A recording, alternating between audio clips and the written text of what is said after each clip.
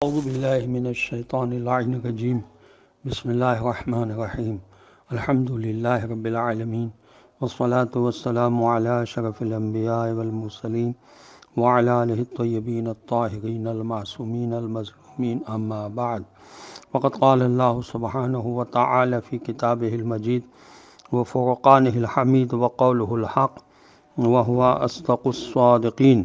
بسم اللہ الرحمن الرحیم۔ فَكُلُوا مِمَّا ذُكِرَ اسْمُ اللَّهِ عَلَيْهِ إِن كُنتُم بِآيَاتِهِ مُؤْمِنِينَ۔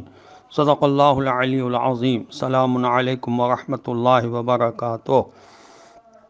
اللہ تبارک و تعالیٰ کا شکر ہے کہ آج کی 7ویں اور آخری آیت کی تلاوت کا شرف میں نے حاصل کیا، جو سورہ مبارک انعام کی آیت نمبر 118 ہے، جس کا ترجمہ یہ ہے کہ پس اگر تم اللہ کی آیتوں پر ایمان رکھتے ہو تو جس حلال جانور پر اللہ کا نام لیا گیا ہے اس کا گوشت کھاؤ۔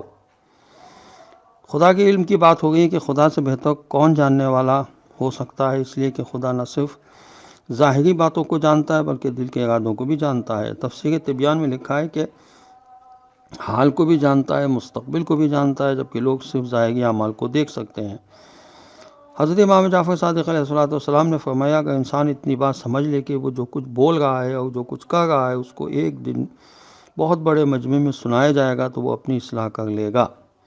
تفسیر مجموع البیان میں لکھا ہے کہ ذبیحہ پر اللہ کا نام لینا ضروری ہے، جس پر اللہ کا نام لیا گیا ہو۔ اس سے مراد وہ ذبیحہ ہے جس پر ذبح کرتے وقت اللہ کا نام لیا گیا ہو۔ تفسیر فصل الخطاب میں علامہ علی نقی صاحب نے لکھا کہ آیت میں اس بات کی اجازت دی گئی ہے کہ ہر حلال چیز کھاؤ، اور جن چیزوں کو مشرکین نے از خود خواہ حرام کر رکھا ہے ان سے پرہیز نہ کرو۔ ان کی لگائی ہوئی پابندیاں غلط ہیں۔ اگر ذبح کرتے وقت حلال جانور پر اللہ کا نام لے لیا گیا ہے تو پھر اس کو کھاؤ، اس سے بچنے کی کوئی ضرورت نہیں ہے۔ تفہیم القرآن میں لکھا ہے کہ آیت کا پیغام یہ ہے کہ اگر تم اللہ کو اپنا حکمران مان چکے ہو تو ان تمام اوہام و من گھڑت خیالات و پابندیوں کو توڑ ڈالو جو خدا نے نہیں لگائیں، بلکہ لوگوں نے خود لوگوں کو پابندیوں میں جکڑ دے۔ حلال اور حرام صرف خدا کی طرف سے ہے۔ عزیزان محترم، اب جو آج کے موضوع میں کچھ چیزیں رہ گئی ہیں ان میں سے جو کچھ میں بیان کر سکتا ہوں وہ بیان کرنے کی میں کوشش کرتا ہوں۔ محبوب خدا کے کام، جو اللہ کے محبوب ہوتے ہیں ان کے کیا کام ہوتے ہیں۔ حضرت امام محمد باقر علیہ السلام کی حدیث بیان الانوار کی جلد 74 صفحہ 29 پر ہے۔ امام علیہ السلام فرماتے ہیں کہ خدا کے نزدیک سب سے محبوب عمل کسی مومن کو خوش کرنا یا اس کو سیر کرنا، یعنی اس کا پیٹ بھرنا، اس کی بھوک مٹانا یا اس کی مشکل حل کرنا یا اس کا قرض ادا کرنا ہے۔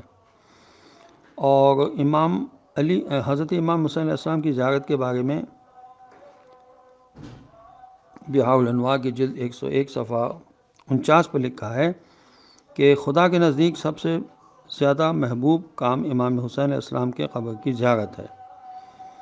اور امام علی علیہ السلام کی یہ حدیث بہاء الانوار کی جلد 14 صفحہ 328 پر ہے۔